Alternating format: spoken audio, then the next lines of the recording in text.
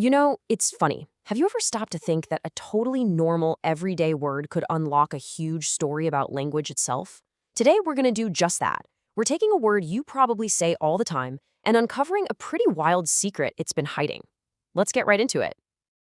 Oh, yeah, you know this phrase. It's pure energy, right? Pure hype. And smack dab in the middle of it is our word for today, ready. It's so common, it's practically invisible. But believe me, this one little word is hiding something fascinating. So, what's the big deal? What makes the word ready so special? I mean, why are we talking about this one word out of thousands? Well, that's the big question we're going to answer, and the clue has been sitting right under our noses this whole time. Okay, so to crack this mystery, our first stop is just looking at the word itself. We need to see how ready actually works in day-to-day speech, because the first piece of the puzzle is right there in its most basic job. So right off the bat, you notice how flexible this word is. On the one hand, it's an adjective, right? It describes a state of being. He was ready. Super simple. But it's also a verb, an action. Ready the car. This dual purpose thing is our first big clue. This is a word that really does a lot of heavy lifting in the language. But here's where it gets really good. That flexibility, that's just the beginning. See, tucked away in our source material, the Simple English Wiktionary, there's this little note, a tiny comment that completely changes how we see this word. Okay, just look at the word. Seems so plain, so ordinary. But what you don't know is that it was handpicked for a very, very exclusive club. And there it is, the big reveal. Ready is on the Basic English 850 list. Whoa! All of a sudden, this isn't just another word anymore. It's an essential one. Which, of course, leads to the next big question. What on earth does that actually mean? So how did ready get a golden ticket to this exclusive list? To get that, we need to pop the hood and look at its design. What actually makes a word basic and so fundamental? Well, a huge piece of the puzzle is right here. Look at how simple and regular its forms are. As an adjective, it just follows the normal rules. Ready, readier, readiest. No surprises.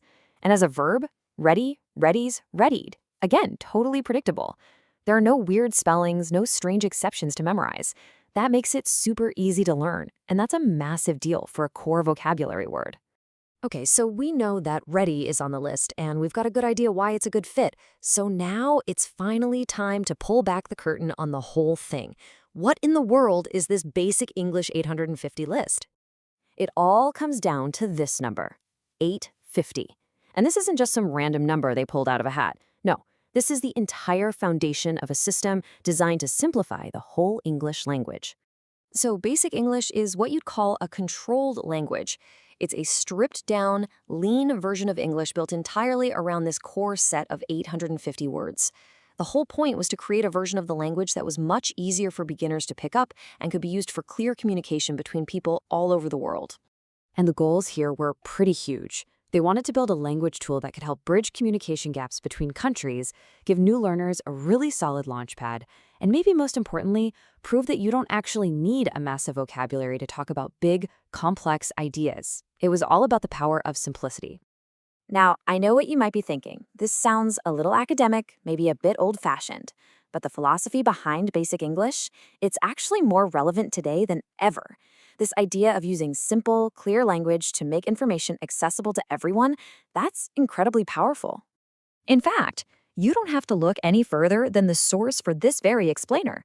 The Simple English Wiktionary, where we found the entry for ready, is basically a modern-day child of this whole philosophy.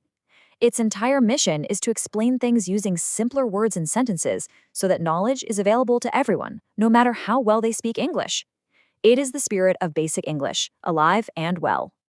So if there's one thing to take away from all this, it's this. Words like ready aren't on that list because they're basic in a bad way, like they're weak or boring. No, they're on the list because they are fundamental. They are the absolute bedrock, the building blocks you can use to construct almost any idea you can think of. And that just leaves us with one last kind of mind-bending thought to chew on. We've just seen the incredible power that's packed into a tiny list of 850 words. So it makes you wonder, if you can say pretty much anything that matters with this small toolkit, then what are the other 170,000 plus words in the English language even for? What do they really give us? Now that is something to think about.